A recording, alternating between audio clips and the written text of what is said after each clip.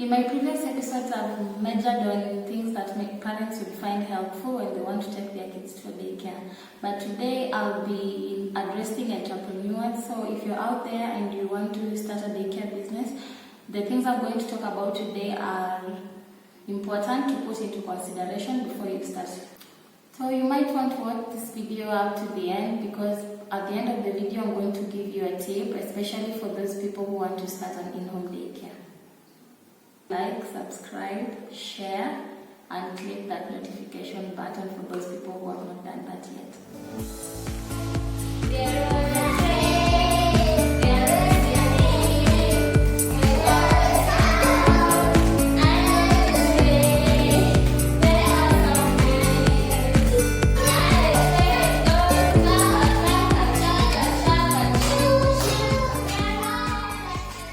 So rules for starting a daycare are unique to a person's experience.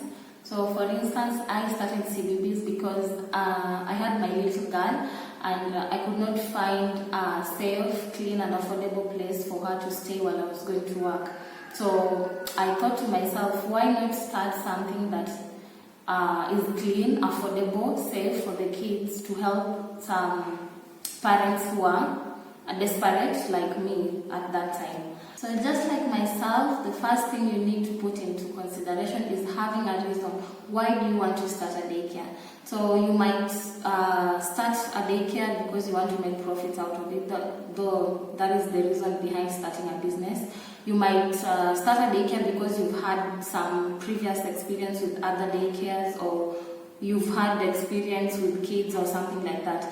So having a reason is important because it will help you be focused and help you in moving forward with your business or with the daycare, because in business at times things do not go as you expected.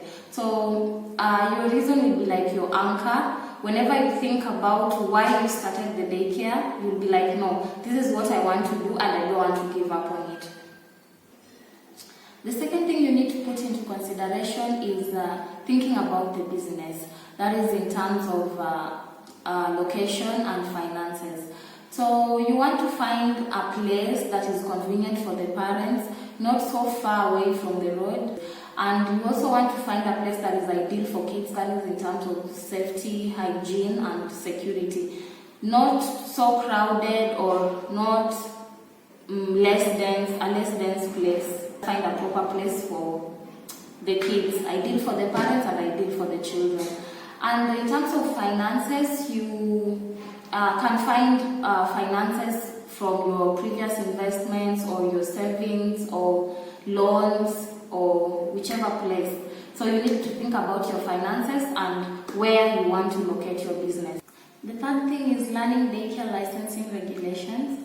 So without a license, that would mean you are parenting illegally, and parents would not want to drop their kids in a place that is not licensed. So licensing is important, and while licensing, there's a process. First, you do a name search. After you've found a name, you will be given a certificate of registration. After that, you'll apply for your licensing, and then local government officials will come to do an inspection, that is health and fire inspection, and then after that you will be approved for operation. The fourth thing you need to put into consideration is designing your business. So this is in terms of things like setting your rates.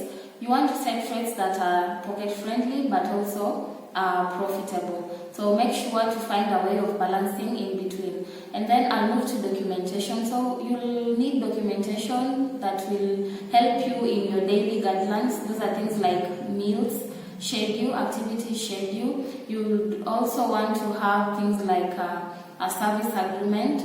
So this will put clearly policies, your policies as a daycare and your relation with the parent. You might also want to have documents like employees contract. This is between the daycare and the employees that they have. These things in order, you'd want to look at things like furnishing. You'll need things like chairs for the kids to sit on while doing the activities, your office furniture, their beddings, and even things like plates, mugs, and all that. The last thing and the most important one is promoting your business. This is in terms of marketing. So marketing can be done through posters, flyers, banners, or even by word of mouth. So when you get your first clients, you can tell them to spread the gospel. Tell their friends, family, or other people they meet out there that are desperate and would want to take their kids to a daycare. Facebook is also an important platform where you can showcase what you do and tell people more about your daycare, and that way you can also reach a large audience. This is the point where I give you the tip I talked about, and this is important especially for people who want to start an in-home daycare. At CBBS, we are looking into franchising, so this means that while you're your own manager of your daycare, you use the name, standards, and documentation of CBBS Daycare.